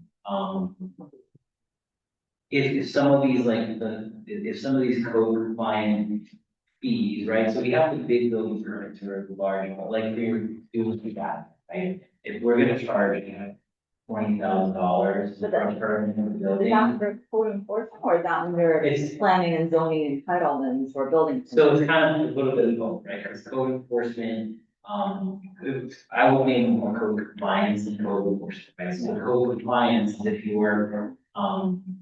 you're not gonna come in, like, people really work without a permit, right? So we want to not discourage them from doing that work without a Like, permit. I feel like Complying you with code. separate that into like code enforcement and then code compliance, like, Yeah. or build, I mean, to me, that sounds more like, hey, a permit for your AC guy. Right. That's more like, a permit, go to whatever. it is. Yeah. So it seems like it's not in the category of code enforcement, and I'm not quite understanding what the code enforcement, and my understanding Yeah. of what enforcement would be in that 25 to 50 versus a higher percentage. And then, and to be honest, that's like what we're actually looking for to connect with that, because actually I brought this to the service commission like a week or two ago. And there were also some things that they were like, it was helpful because there were categories that, particularly on the recreation side, they didn't seem to clear to them, like facility rental, that on the field, all that. So, I think this is good feedback, and certainly that we have code compliance versus code enforcement. Our code enforcement, to your point, is actually more like penalty driven, not really driven. Right. The code compliance, what we want to make sure that people who are, that the fee isn't so high, that people are always trying to serve permits. I guess the question is, so like, where do parking tickets? Like Is tree that removal. on the So thing? those don't go because those are penalties, so parking. Who ticket, says that, right? The police department can, will actually be, we'll actually be recommending quite a few increases on parking tickets to city council. They're really low amount, but that's, so this is the user fees, so this is, the fees have to are related to providing a service. Now, there's fines and forfeitures, so fines are more punitive and don't necessarily need to be, they're more related to, behavior change than they are to recovering the cost of service. So parking tickets, speeding tickets, code enforcement fines, fines for shooting off illegal fireworks, right? Those are violations of the sort of municipal code. And so those are penalties, which wouldn't be covered actually under this policy, because these are fees for service as opposed to penalties for that we. So to your point, that code enforcement doesn't necessarily, I think naming code compliance is a much better, Yeah. name for it. If it's not really the enforcement, it's not really. And then, for planning and zoning, like, why would we not target 100% in building and, like, why 75 to 100? So that's sort of the policy target, right? The 100% cost recovery, and I'll give you an example. A conditional use permit is, there's a baseline, sort of like most conditional use permits require. And the way we figure this out is we have on average, what is your average conditional use permit cost? How many hours does the planner spend preparing for bringing to planning commission, doing those things? So that's how we calculate the full cost of every. So as an example, I think right now we charge about $4,000 for a conditional use permit. We calculated it being closer to $16,000 for our condition, right? So, but that's for your average conditional use permits. There are some that are easier, and there's, because it's average, and there's some that are more difficult. So, I think, a city, and I'm not saying our city council may want to put them in hours, right? But a city may usually go between 75 and 100%. Just because from a permit standpoint, if you do the full cost, again, from an applicant standpoint, if you're sort of trying to encourage folks to come in and buy SUVs, maybe, council will proceed well at 75%, lower end of that range. So again, this is more of a range that the council would certainly say, we just want to do that. No changes, right? This is just the policy guidelines for that. So that's a question for council. Right. Thank you first. Well, I just want to say, I think, as I understand it, this is the way you want to set the fee schedule. The fee schedule will actually be a dollar amount. Of course, yes. So it's But then not, the dollar amount is a targeting a 75% recovery or 100% recovery. right, but I think that what he's saying is like, so if he would bring to council that the cost of a conditional use permit is actually $16,000. Like that's maybe too high for everything. So you're saying therefore there's a little bit of a range between Right. 75 to 100%. Yeah. So So maybe the we won't cost- charge them. Yeah. 14,000 or if that's what you think it should be, but that's, sort of still down 75. Recovery. So again, these are kind of like the best factors. But isn't our our conditional use permit cost that much to the city? I mean, How can it cost that? like, if it legitimately costs that much, I guess we should pass on like maybe 14,000 of it, or like, I just don't It understand. doesn't, but it doesn't cost that much for each one. Yeah, it's just. I think But like, there's so a can we fixed- break it down somewhat further? Meaning like. Like, to have it be fair to like, To it's do a kind of, sliding scale. yeah, have like a complexity scale of sorts, or whatever it is that There would make it such that the people that are in the $5,000 bucket still pay the roughly 5,000, and the people that are spending 20,000 because they're doing some craziness, then, Yeah, that so they put that. We do have fees that do have sliding scales, and those are typically then like higher volume fees. CUPs do maybe 5 or 6 a year, like it's not like it's a large number. But there are certain there are different tiers to that. There's a baseline work, and there's a lot of CUP in South Pasadena because it required a lot more, community outreach. So anyway, again, like the purpose of the policy is really just to give a framework, right? So, and then council can decide within that framework where they want to set each one of these. We also, the more complex we make administration, like you could have 12 different CUP levels, and then we're gonna argue about that, or the applicant over which level they are, right? So typically we try to just keep it, relatively simple, like this is the average, what it costs for this, and then, and then we're not arguing with them whether it's a tier 1 or tier 6 or tier 3, right? So that's kind of how we try to approach it. Again, city council always has, and this happens a lot, the fee schedule is sort of a living document. We'll adopt it as we go through, the following year, and that's why we want to do it. And part of this policy that needs to be reviewed every year as part of the budget process, which we are doing now, we're reviewing it, but it's more sporadic. If we do a reviewing every year, as things come up, we'll realize, oh, you know what, we do have 3 different types of CDPs that come in, and we need to tier it off. Then we can make that adjustment in the following years. Plus, this is like a cost recovery and you're setting a dollar amount, it's kind of predictive based on what Right. average fees are. So you're never gonna get it like 100%, right? If you're setting a. Yeah, but I mean, target. it just depends. Are you targeting 75% or you're targeting 100? Still a different target. You're never gonna get that exact 100 or the exact 75. That's Yeah. just where you're targeting. Well, but the variable is like how many people are actually gonna use this, right? So if you set it at 75 and you're based on this amount for 5 people, but then you get 10 people that do it, you're still gonna get more than 100%. Then that's right? still your estimate. That's why you have to have a good estimate of what your. But that's the thing about estimates, it's never perfect, so you kind of. I mean, that's why, range, yeah, right? So, I mean, and it's cost recovery, it's not profit making. I think. Right. Yeah. Nick, I'm sitting here thinking, it was 2 years ago, Janet, remember when we had the conversation about rental fees for SPEF for the golf course? Yes. There was just a churn, this predates you, there was a churn at city council, but 45 minutes, I went down a rat hole with city council trying to figure, I'm not exaggerating, am I, Janet? Nope. Nope.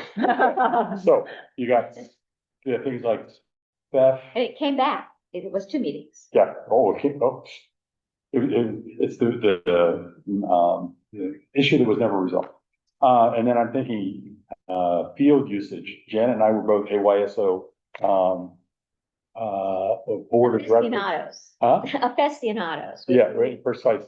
And I can remember riding that damn riding mower, cutting the fields before games and got there. I remember doing that, okay?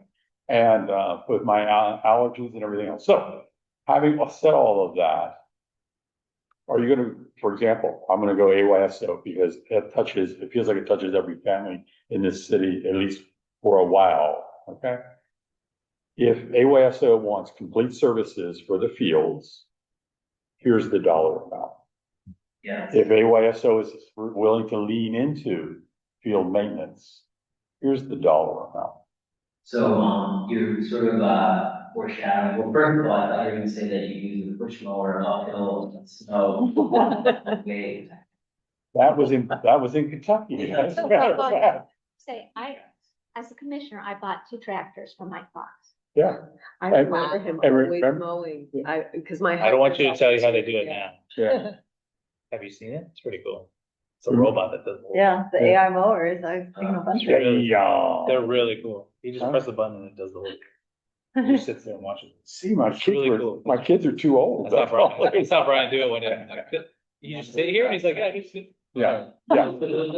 But those are just 2 examples. No, and actually, your foreshadowing discussion is gonna have to see council level. Yeah. In 2 weeks about all of these processes, because really, so this is kind of, again, sort of all getting policy in place, doing the master plan schedule, is then about the next piece is that we just have a standard facility rental, whether it's a field rental or facility rental, Right. and then have a process for fee waivers, right? And then to your point, that fee waiver will request, are you requesting full or partial fee waiver? What are things that, give me reasons why city council should approve this fee waiver, and to the extent that there's like, oh, well, we're doing, the AYSO will be mowing the field 3 times a week, we'll be doing the chalk lines, we'll be doing X, Y, Z.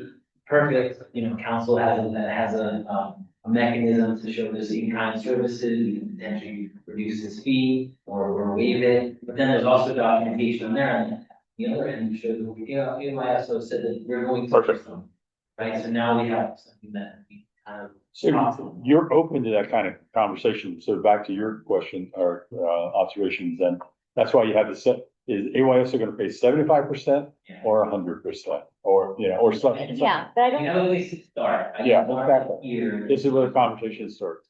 But I have, make sure that you are clear about that when this starts becoming more and more public. Yeah. Because You got an M80 sitting in your lap right now, and the fuse is getting really, really short. Yeah, but I don't think the 75 to 100 is gonna be, No. No, it's not gonna be advertised to the public. Yeah, yeah. That's what they're gonna use to fix the fee. Somebody's gonna Is find that out. okay with you? Yeah, of course, I mean, It'll get out. this isn't. This is the analysis, this is the justification for how they're gonna propose the fixed fee to the council, and then the council will adopt it. And I. Or not, yeah. Or not. Yeah. And I think, but then I think there's the waivers, which is to Yeah. come. And I think, Nick, I just wanted to kind of give a little context here, I believe. So, because I remember we've approved fee schedules before, Yes, we have. right? And there was never the analysis behind it. Well, there might have been, but it was never presented. And, It was never well presented. and it was often not enforced. Yeah. Often. Yeah, so I think that this is a whole like new approach to like Yeah. I love really it. looking at what I cost. love it. So at the end of the day, we'll kind of do. Right, Yeah. or at least make arbitrary a lot, the guardrails, instead of 0 to 100%, having the guardrails for arbitrary, it's 75 to 100%. So Yeah. it's really, at the end of the day, to give staff some sort of, just sort of northern light to walk toward, and if it's, we want it somewhere in this range, right? And I think every year, you know, depending on what the council, the flavor of the council is, they'll want to be more quote unquote, you know, development friendly, so they'll be, you know, go down to 75%. And in other years, you know, we may need the financial resources to be able to provide services. So then that council will decide, you know, we'll go 100%, right? So that's kind of what, we're just trying to put a framework together here, and then so that future staff has something to shoot at. This is a great conversation. I mean, this is really is. This is more structure than we've seen ever. Or at There's least more I've thought ever put seen. into. Huh? This is more thought put into. Oh, dear heaven, yes. Putting policy together. Yeah. Yes. And say, hey, what do you think is the right percentage? So we're actually bringing, what we wanted, this is, again, just a little bit of feedback, if necessary, will be probably more useful for feedback from bringing the council, because on May 6th, we're gonna bring the council both this policy, which is sort of the umbrella, but and the fee schedule that has the individual, many fees, we have 500 plus individual fees. There was a report taken. Yes, I've seen. And next to it, each fee, we'll have Online. like basically The fee, current fee, recommended Oh, fee, part of our and life. then Yeah, and absolutely. that 1% of common. So that will be. But recommended, so you guys already know the cost for those 500 line items. Yes, we had a consultant, William Management Services, staff, Dion, and everybody. And what's the each goal department. of Yes, Okay. yeah. Fully loaded with fully staff. loaded? Oh, yeah, it's loaded. No. Just directly out, like, they actually do a cost of overhead allocation, which is about a 20% rate for us, so we're including, you know, sort of my time, Todd's time, like, and then the finance department, supports. Absolutely. Yeah. Absolutely. I think the point is, you're doing what you said you would do, which is transparency and accountability, and that's what our commission has been commissioned for, is all about transparency and accountability. We're putting it out there on paper, and we have justification for why we're doing the fee. So Yeah. I say, And and then they can make the Yeah. policy decision to say, this is the number that we think for this year, and then next year we'll review it again to see if it works. Decision. So the proposed or recommended dollar fee that you're gonna bring to council, is it gonna also be a range, so you're like at 75% is this, at 100% is this, or is it just $1? The fee schedule will recommend like $8. Okay. Instead of the range, and you'll see the percentage next to it, so ultimately, you know. So you have the cost and then the recommended. Yes. thing. So you can kind of figure it out yourself. Yeah. So Yeah. how- yeah. Well. Percent coverage, I guess. Yeah. So right now, just kind of eyeballing going down, what are those dollar amounts sitting at? More towards the lower end or the higher end? So Or kind of it's mid-range. been quite a few years since we've had an actual study, so, a lot of the We building did. planning are much low end. Right. You know, looking at to get into the 75 to 100% range, you know, tripling of some of the costs. Yeah. It's definitely a long time. Some of our classes and, they're already kind of a low cost recovery, they're the, 15 to 20%. So, we started low, but we're still low, right? So those aren't as bad. It's really The first two. specific benefit ones that are a little bit more behind. But there is, sorry, go ahead. Oh, sorry, I was gonna say, so part of the justification of the range and the lower range is the sticker price shock, right? That- Yes, and actually, if you may, if you'll, Yes, we want There's those to be phased in. yeah, The people sticker- blow up that left side, it's the thing that happens. This is sticker shock, yeah, so, I think there's, and we'd love to hear kind of the commission feedback, for councils, and I know it's hard to do without seeing the actual, like, dollar amounts, we would have tried to put some of that already, but from the time standpoint, we're starting to have it ready, but you still have to go and get it. Fees do not, by California, particularly, things related to housing and development, they go into effect 60 days after the public hearing, so if we have a public hearing on May 5th, then it will go into effect on July, or sorry, May 6th, so go into effect on July 2nd. So we're trying to time this close to the beginning of this year, as opposed to, and we're just finishing that up. But we're trying to, that's why we're trying to individual fees, but all be a good discussion. So, based on what was just, approved, or where we are on the fee study as currently stands, we want to look at, we're gonna be presenting the council sort of 3 different potential options, right? And again, like I mentioned, this is kind of the first comprehensive cost of service study we've done in many years. A number of, again, particularly community developments and public works, even some fire inspection, or building inspection related, are recommended to increase substantially from levels that haven't changed a long time. So again, the proposed fees are legally supportable and don't exceed full cost recovery, but, some applicants have relied on fee levels, when they're copying on their projects, and then they, benefited from, a transition. So we had 3 options, we figured we put in front of council on these 6. Option 1 is to just rip off the Band-Aid, right, fully implement effective July 1st. So that's option 1. Option 2 is a 2-year reason. This is very scientific. So basically, any fee that would increase more than 50%. So there's about, of our 500 plus fees, about 133 would increase by more than 50%. So we would say instead of going the full, full amount that we would in year 1, implement 50% of the fee increase, and in year 2, 80%. So it would take 2 years to get the full cost recovery. And then the 3-year phase in, again, that's any fee that will raise more than 130%. Now we got 153 of the 500 fees. That would be a 3-year phase in, to get 33% first year, 30% second year, 40% third year. So I think staff would recommend going beyond 3 years, only because at that point, then the cost will stay stale. So, but those are kind of the 3 options we sort of put forward. And, I'd love to hear some feedback from the commission on that. I can do the last slide real quick and then come back with, fine. This really just had in the proposed policy, we really have a specific operating rhythm. So annually, we work with departments with smaller needs. And we don't want to be in cost allocation plan. Bring that to council and we just match speed count every year through the budget process. In the interim years, we don't have a full fee study, we would use sort of, and because these are very personal, driven cost recovery, we would use sort of anything we use for loan increases. So for example, staff would be 4%, we by 4%, right? So that would do that in years, we don't get so far behind.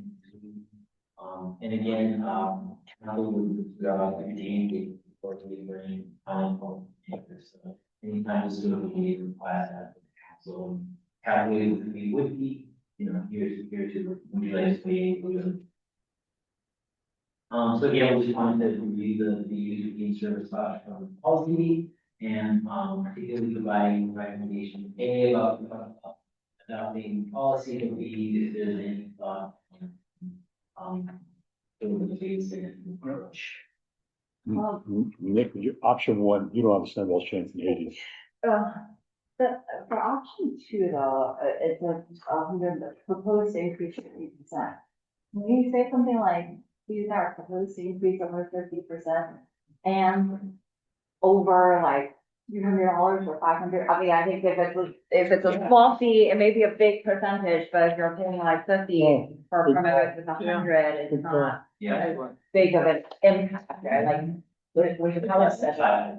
Yeah, like less than $500, it can just go in, right? Like if it's an impact that's over 50% and over $500, then maybe you can consider Yeah. phasing it in. That's good. Yeah, option two, I really like that. Yeah. And option two also gives some of the impacted organizations a chance to think of that in terms of their budget and adjust their fees for, AYSO. And again, I keep going back to that, but every player pays a fee, parents pay a fee. And I would say most of these are not, the facility rental fees just are not, most of them are like a couple dollars, like, Oh, Yeah. they're not. Then I'm worried about the wrong thing. So I wouldn't worry as much about the rental fee to give you the most of the ability to develop fees. Yeah. Okay, So then that's good. I'm worried about the wrong thing. my own personal recommendation would be option three, because as just my own personal anecdotes, like I moved into the city, bought an old house and had to basically renovate my house down to the studs. And it was a 2-year project. And as you can imagine, with geoeconomic changes, not only building permit fees, but everything else, inflationary was it was really nightmarish. Yeah. And at the end of the day, we want to have people come in and renovate and beautify and fix buildings. Right. And I think having these sudden price increases for both, personal renovations as well as bigger projects come in, you're kind of budgeting and planning, maybe it's 1 year out or even 2 years out. So it is really, could be quite a sticker shock. But that's my own personal. Well, and to piggyback on that, we're trying to attract younger couples with children into our community because it does feel like there's a large inflow of that demographic right now. We have to be able to make it affordable. But aren't most of those renting? Huh? Aren't most of the younger families renting, not buying? Well, I'd love to buy my house. I have a house. But I think most of the people that are buying in the city are young families with kids, right? Like, Yeah. there are many other places they choose to live otherwise. I would prefer the 2 years just because the 3 years just seems like a really long time. And after 3 years, then we're like on to the next study and it's just like, and we're probably like behind on the next study given how things are. I feel The like, city council will decide that. Right? yeah, that's why we're just giving opinions, right? Like not like, I think that 2 year is probably a good amount of time to give people, Plenty of time. I'm going with 2 year also. yeah, I just feel like 3 years really 3 drags years, it it out. seems like that the costs are gonna increase so much in 3 years that we're always gonna be behind. Yeah, I like and to the better. city's finances are, I think most cities are barely keeping up. Right, so, and especially since if it's applying to like individual, or like basically small groups of people like that are doing things, then unfortunately, yeah, I have it's a question. unfortunate, but it is their I have a situation. question, Nick. Are these all of the same category that you're talking about? Or is another nuance to the phase in, maybe the social service gets a 3-year plan versus So I think those are all very good recommendations. We're in complete control of what this phase-in looks like, right? I was putting out this kind of full 2 year, 3 year, but I think it's very fair to break it up by fee type, right? Like recreation, Good call. like maybe rental fees and recreation fees, like those would be 3-year phase-in, and something like kind of development driven, 2-year phase-in. Does that make it more complex for you and the team? No. Okay. I think it's a. But I think most of, from what it sounds like, the recreation type fees are not gonna match that $500 No, I don't think we're threshold, gonna, so no. they should be. But it's under hard for that. us to know. That's right. I just, Yeah. 133 feet. I don't know what's in that. I don't know 150. I don't know what's in that. So I think for me, it's hard to make a good recommendation without knowing what's changing, Yeah. first of all. Yeah. And then the second part is we are meeting our budget and we have a healthy reserve with our current status quo. Yeah. So to change it so drastically, I'm just using option one as an example. Mhm. Doesn't make a whole lot of sense. We're already meeting our needs. Yeah. So I would recommend a longer phase in, just because I think it will help our city, of course, but I don't know the magnitude of it. I don't know which fees are applied, so I think to me, it makes sense to do a longer phase. If we were to put that $500 threshold in, how many does that drop from 133? Well, Like, are that's- we talking about like 20 fees at that point, or are we No, talking? no, I think many of these fees are pretty robust. You know.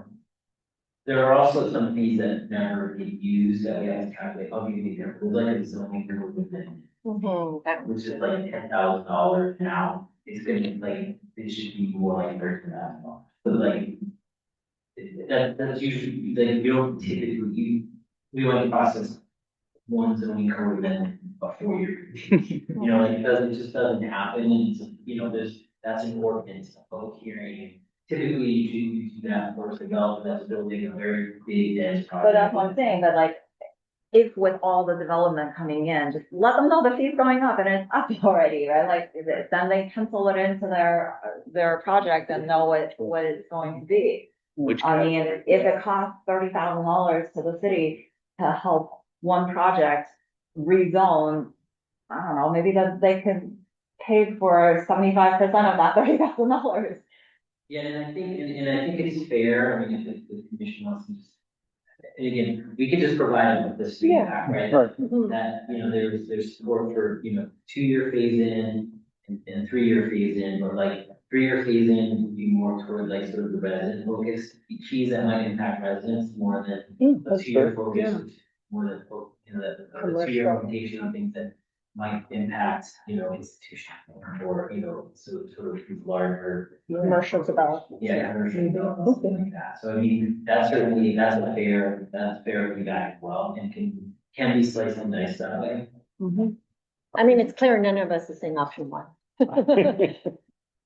It's 2 and 3. I would also just throw in another thing about what we're applying this to is what you kind of described, building, commercial. And if our city is moving towards encouraging this type of development, are we not encouraging it by doing a 2-year phase in versus a 3-year? I think a lot of these projects are already in motion. Mhm. And so Right, and most, I don't want to disincentivize the development and anyone that's. because we're already meeting our needs. Well, I probably. We can also grandfather in the ones that are like. Already in process. currently in process. I think our development fees are so low. Yeah, like Yeah, I I was was saying so- that we need to catch up, we can't, the city should not be footing this bill. Correct. And the city means, yeah, that's the problem. Our residents, should residents be paying the bill for a developer who's gonna be making millions of dollars on a project because they're paying low fees? I think that's, when you really look at it that way. I like It's the money split taken between away the from other commercial services that Yeah, residents they pay. Yeah. Correct. Yeah. But yes, we're not trying to, I don't think, discourage development. It's just, we're just, you know, people have not been paying the cost for a long Yeah. time. Right, there's subsidizing development. Correct. Right. Sure. We're not Have you been penalizing looking at the development. Fees charged for certain things, like we have, what, 500 items, what other cities, is that public as far as like what So, they charge for things? We do have kind of, it's hard to do a apples to apples. Well, right, yeah, I understand. comparison Fees, and I'll give you, and we do have like a fee comparison, it's really fine. Because the structure of how everyone is so different, and I'll go back to the conditional use permit, right? It's a lot of, every city has a CUP, and I can tell you every city's process would be different, some folks. the folks at the PUD is ministerial, so the staff level, you know. And in some cities, they go all the way through planning commission and city council, right? So they're not, although it's called the same thing, like it's hard to compare those, right? And I think that's why the city do cost, cost studies, and really at the end of the day, we do want to be quote unquote, we want to be kind of competitive with surrounding cities. But you don't want to make surrounding city has, they would make different policy choices. You don't want to beholden to San Marino's policy choice, right? Because it's just, you want to be competitive. So it's hard to kind of answer that. And I think, Nick, to a point, like every time something goes to a commission or to city council, it's staff time. Mhm. It's preparing the report. Yes. It's sending out the stuff. People don't, not people, but I think it's not obvious to a lot of people that is the staff time is just really. And I'll tell you what we had a lot of the Heritage Commission hurdle, not hurdle, but like a lot of these projects have to go through the local Heritage Commission. That's a whole other kind of like layer of staff time work preparing, there's a study that goes along that. So a lot of that is just in other cities you can have. So I don't know. Yeah. Because that's a requirement. We merged the design review board with the commission, so it's not a separate commission. Oh, that's good. Well, Doesn't make it any easier, but it's good. So some of the feedback I've gotten so far is, resident focused. Well, first of all, kind of only fees that maybe are $500 or more, I don't know, maybe it's less than 500 or some number. Whatever number that It has, they wouldn't really, that was some people implementation, would apply in the cases. The resident focused, fees or fees that were more applied to residential development or resident, services, a 3-year phase in, those are more commercial focused and like 2 years. Okay. And then I think that makes sense to me, to go over that in the report from council, and actually we'll probably have a few different schedules that have those look like. And I think Nick, council would benefit from knowing upfront that it's not, it's difficult. I just made an assumption that we had to land on one. And that one, was part of the reason was it made it easier on staff. But if you're telling me, hey, Pete, it's, it can be whatever we choose it to be, or whatever we select, then it's fine. Yeah. Let make sure council understands. I mean, if you start to have like 14 different. No. That might not work, so but having 3 is gonna be very reasonable. And I think we understand, I mean, obviously, at the end of the day, you're the one that communicates that across the table, like this is what the fee is, so we have to deal with the, staff has to deal with the tiers or the anchor or the, flabbergasted. So, we want. You know how we did in the past then, right? Yeah. Okay. Okay. Any public comments on this one? No public comment. All right, thank you, Nick. Nick, thank you for all your hard work on this. It's phenomenal. All right, let's move to communications. Any communications from the city council, Councilmember Brown? No. What's happening, Arts Crawl and Eclectic is this Saturday, 3 out of 10 or 3 to 11. We have that. What do you have? Arts Crawl? Arts Crawl and I don't know. Eclectic Music Festival. Yeah. So, there's a bunch of music happening throughout the city. Yeah. It's all posted And online. it's free. Someplace like Pasadena. Yeah, That's that's good, that's good. exciting. Anyway, That'd be really fun. thank you. Great Thank you. discussion tonight. But the streets are not shut down anymore for that, is it? Or are they? That's a good question. Diamond. That would Diamond. to be a. I'm gonna tell you, Brilliant. that's a perfect example. And the same footprint. Pretty. Ah. That Oh. those, the businesses on mission and they're participating, so it would be very well. Yeah. The footprint was. There was a one point where Mission was shut down, right? For, Yeah. Yeah, in the old Yeah. days. That was In the old days, yeah. right? I think that was one of it cost a lot of money to shut down the It costs a street. lot of money to shut down streets. Cause you got police time and. Yeah. So is the farmer's market like net positive when we shut it down? Or is it? Now, the farmer's market, as I recall, we have a contract with the Chamber of Commerce. The Chamber of Commerce runs the farmer's market. We, the city, we get what? Yeah, we get like a revenue share. We get about $25,000 a year from the farmer's market. And then what's the cost for the That's a- police? More than That seems $25,000 Yeah, a We year. don't really care because people pay. Oh, It's a chamber pay. okay. Chamber runs. It's a net 25 So positive. we get the, yeah, we Oh, get the next, we get this. I mean, of course we care. Doesn't. Doesn't matter. The door's closed. Okay. City treasurer, any comment? Then? anything? No, just let's recover some costs. This was your meeting, so thank you, Dan, for all the investment stuff. Appreciate that. Communications from city staff? Yeah, actually, I do have one, so, we were going to try to budget to, out on May sixth. I will say that we still have a few kind of tweaks here and so we're probably going to be able to, aren't going to deliver it. Some of it's going to be based on direct, kind of get on May the council, so we probably won't deliver it until May 13th.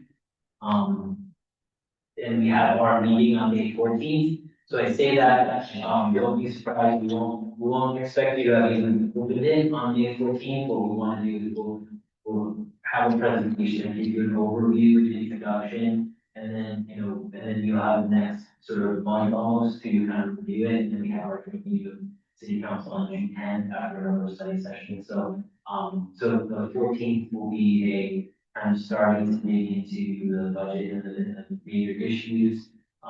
But again, we want to get things to early, we're just not gonna be able to this year. Because just there's a way to find, but we'll have more shot and working should probably adjust. Nick, for the last few years, we've had additional meetings or extra meetings in the May, June timeframe. If there are needed, could you get us those dates ASAP? Yeah. So we can be planful about it. Yeah. Yeah, so we have, I don't know if additional, like formal finance commission meetings, but I will say we are gonna have, we have a number of city council study sessions available, that we're gonna have, which I would highly encourage. And the commissioners that would like to attend those, those will be doing our, see that each individual department presentation, and I don't, I was hoping that was memorized, but I think we're gonna have one on May 20th, one on May 27th. We have a community meeting on the 28th. If you could just get us the dates, that'd be great. Yeah. And we'll attend if we can attend. I can send calendar invites from both. Thank you. Would you? Thank you. That'd be very helpful. Thank Nadia. Thank you. And we also have commissioners come to, or at least watch that study session, your town hall. And I just want, we are gonna have extra town halls this year to specifically discuss the budget, but CIP finance options. Street financing options. Great, thank you. Okay. Understood. Wink, wink. Commissioners, any comment? Very, very. Awesome, great meeting, Great everyone. meeting. Yeah, Thank you. thank you. Thanks for all your participation in a couple weeks. And let's not do it here anymore on Thursdays. Not on Thursdays, not during the summertime. Yeah. No more library community. Bring it from some others. bad time to come. Yeah.